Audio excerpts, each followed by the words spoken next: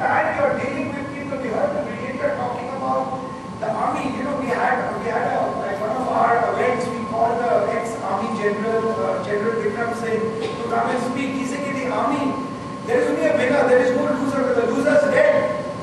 I mean, he's not there. And we keep talking about ourselves, oh, the AC is not working, this is not working. He said, come and live, come and see the lives of the army people actually live and what they do to protect their country. I learned another fact, that a soldier dies for his commander. It is the faith and the blind trust that he has in his commander and he dies for it. If we can build some of those, you know, it was such an eye-opening experience because we sit in our own world thinking we are, you know, the greatest. But when you come and hear some of these stories, what people go through, what they do to protect the country, I mean, your respect goes up manyfold for these individuals. And, you know, it was very great to see you here, you know, with the passion when you spoke. But, you know, we had this one guy, Pranav, and, you know, when I went to he gave a speech for 15 minutes, the entire audience was clapping all the time. He said he got 2 artificial legs and now he runs the marathon. And every year he is improving his time. I mean, I don't think I can run at what speed he runs with no legs. In fact, I saw on the Twitter, one girl who was in that meeting hearing him speak, she went and told her mother. Her mother had some knee problems. She started talking.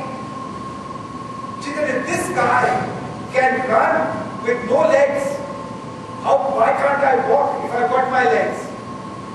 And this is the inspiration that these people actually leave behind. These are the kind of stories that, you know, that inspire. All my learnings, my personal learnings have come from all my failures, not my success. I've learned the maximum because only when you fall, it's only when you fail, do you actually realize your true potential. You don't even know your potential actually. Because when things are going good, you are not tested. Things are moving on.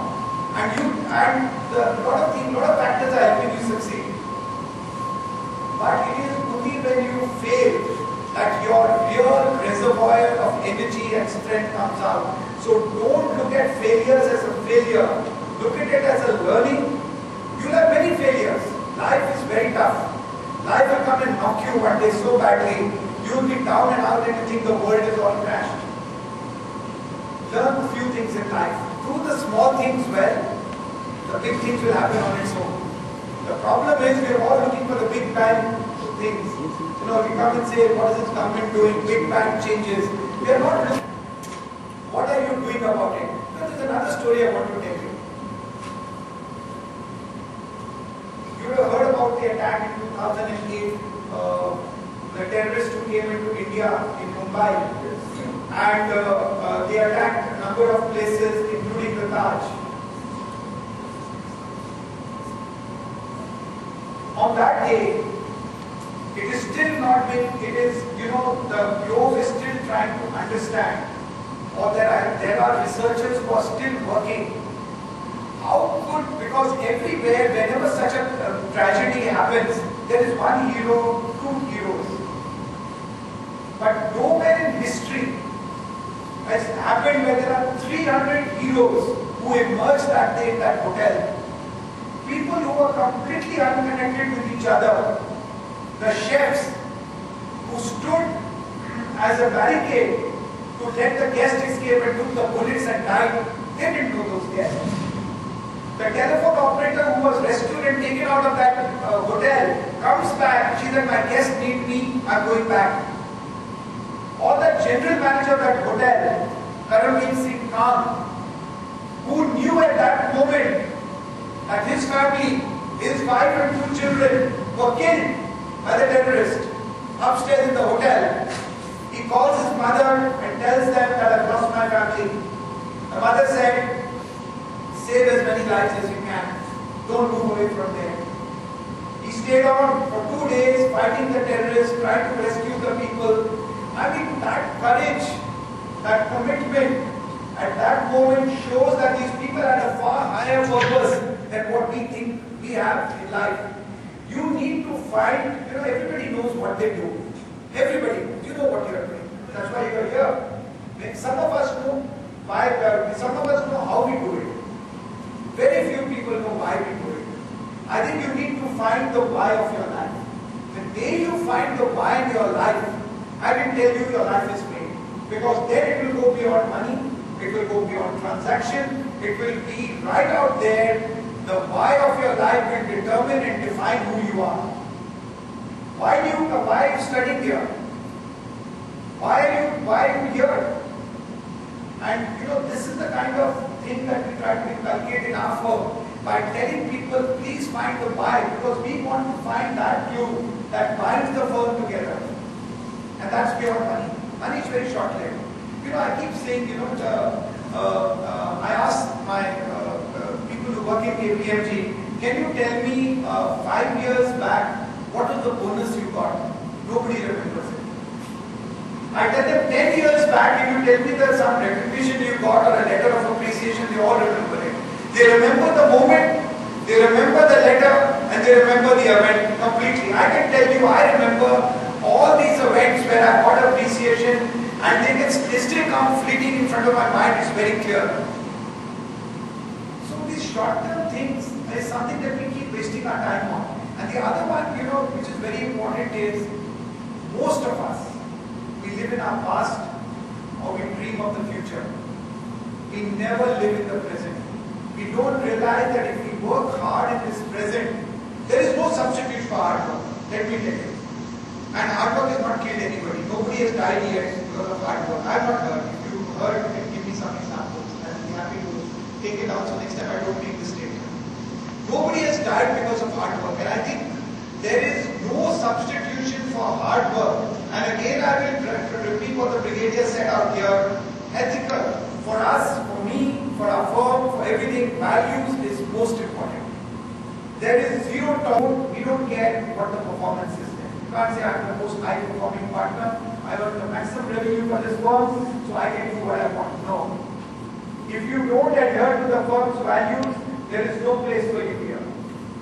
And we lead our life on that. We want a reputation which is pristine, which is not going to be damaged by anything which we will do inadvertent. Things can happen, we are like in the real world, things do happen.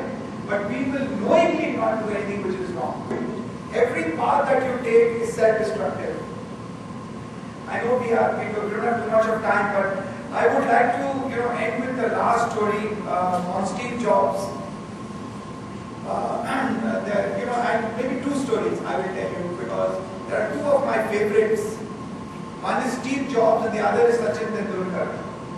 So, even today when he comes on, Sachin Tendulkar comes out anywhere, there is more clap for him than for the current cricketers.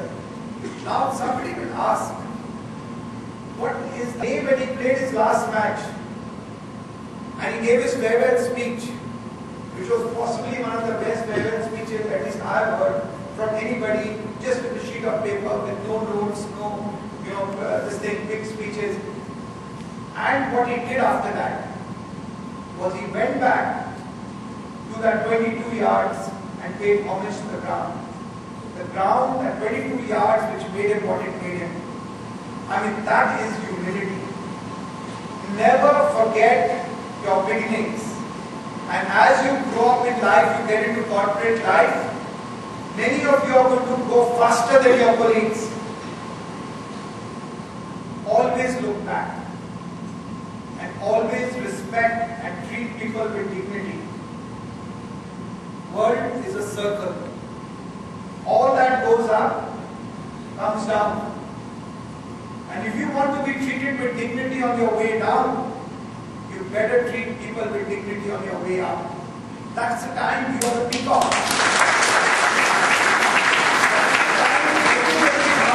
Because you are the guy who's actually saying you are the greatest. You know, like what Dr.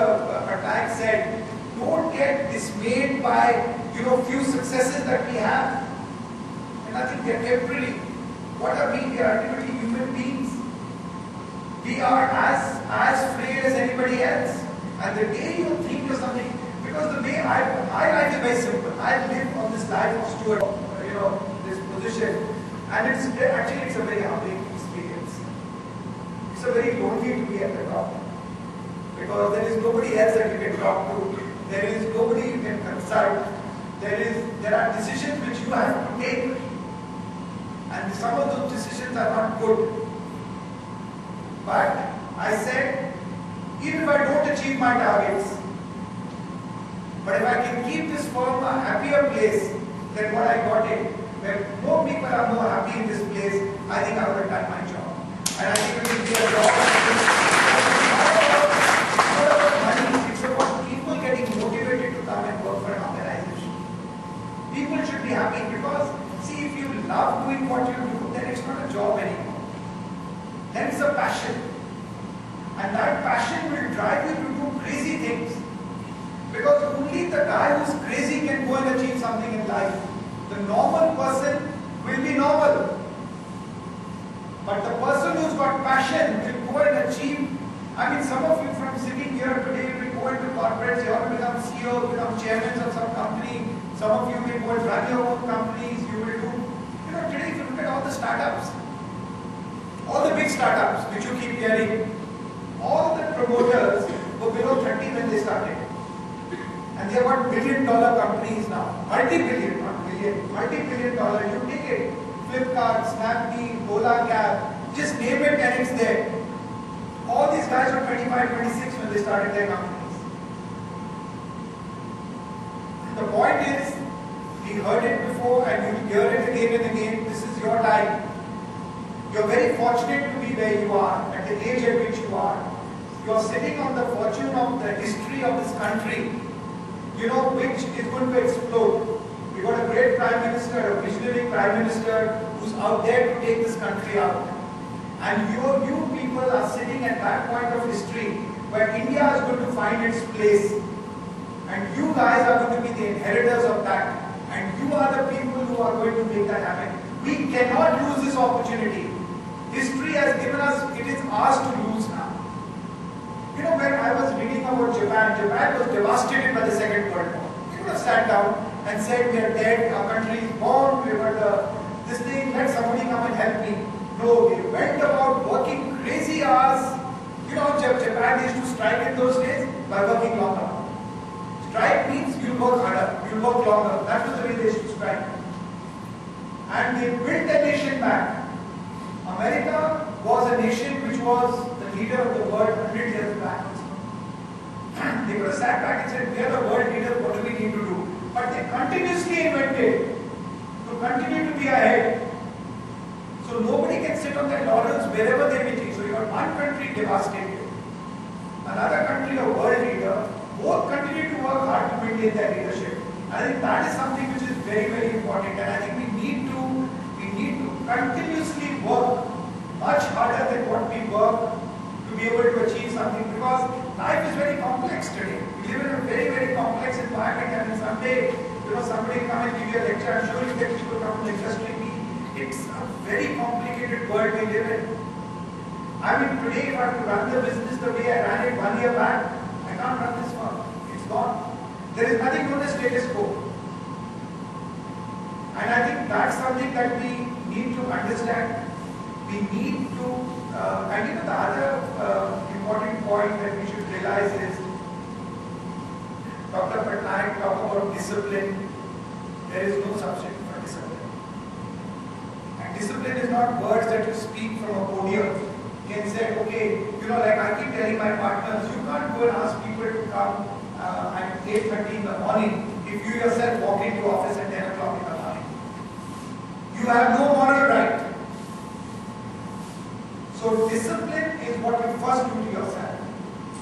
So before you go out to the world, first discipline yourself and then go to your team and say, okay, now I want you to do this. Because you have seen that you've done it yourself. Because you have no moral right, and discipline makes people where they go. If you look at all great people who have gone and achieved greatness, any field, whether it's our field, whether it is in the industry, whether it is in the army, whether it is in arts, it's always disciplined people. You see, Amitabh Bachchan lasted for so many years and still an icon because he was disciplined in the way he worked. And I think it is discipline that is going to, because if you are not disciplined, and if you don't believe in the rules and regulations, don't go there. Move out. Nobody is telling you. Steve Jobs went to college. He didn't like it. He just walked out. But what did he do? He attended the calligraphy classes. And because he attended the calligraphy classes in that college,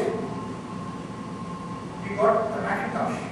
Because he used the skills what he learned in that calligraphy classes to create that kind of thing which he did on the Macintosh. I mean, what he created was an institution. If you look at what Apple's valuation is, it's more than half of our stock exchange. Entire India's one company's valuation is more than half of our stock exchange.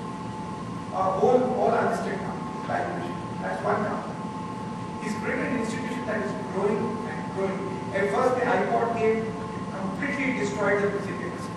How music was listened by everybody. There was Walkmans before. How come Walkmans did not take up that word? Because he understood if you create the ecosystem where he created the iTunes and he created the whole system where music got digitized. I mean, everybody had iPod. Then he came with the phone. Then he came, every product people had predicted a failure. Every product has succeeded. I've been told that there is an iPhone 10 which is also developed stage lying there to be launched someday. Someday you guys will be using it. But the point is, a man who built an institution which outlasted himself. He was a visionary, a perfectionist. Thank you very much, sir, for your kind words and gracious presence.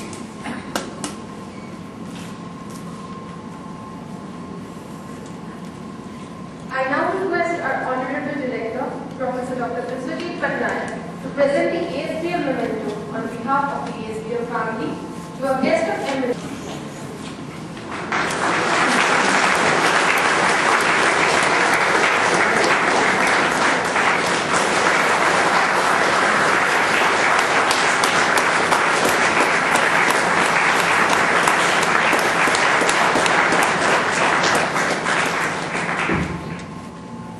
Good morning, ladies and gentlemen. It is a great honor and privilege for me to be called upon to propose vote of thanks on the occasion of inauguration of 10th Class Teaching Program 2015-17. CEO KPMG India for his enlightening address. I take this opportunity to express our sincere thanks to him. His presence today in this function has immensely enhanced its importance and is a great source of motivation to us. I convey my heartfelt thanks to our guest of eminence, Brigadier Lakshmi Charan Patnaik, Member, Odisha Public Service Commission, for his erudite address and gracious presence. We are indeed grateful to you, sir. I place my sincere thanks forward. I extend my thanks to our respected dean, Professor Kalyan Shankar Rai, for being a constant source of inspiration for all of us. I would also like to thank our respected associate dean, Professor Falguni Niranjana, for our support and guidance for making this program successful. I thank to all the print and electronic media for their kind presence and wider coverage of the program. We owe special gratitude to the faculty members and staff and other officials who have worked hard to ensure that this occasion becomes a memorable success. Last but not the least, my special thanks to all my lovely students and all student volunteers for their tireless effort in making this function a grand success. It is because of their sincere and dedicated endeavors this function is a grand success. They are the purpose for all of us to be present here today. Thank you. Thank you.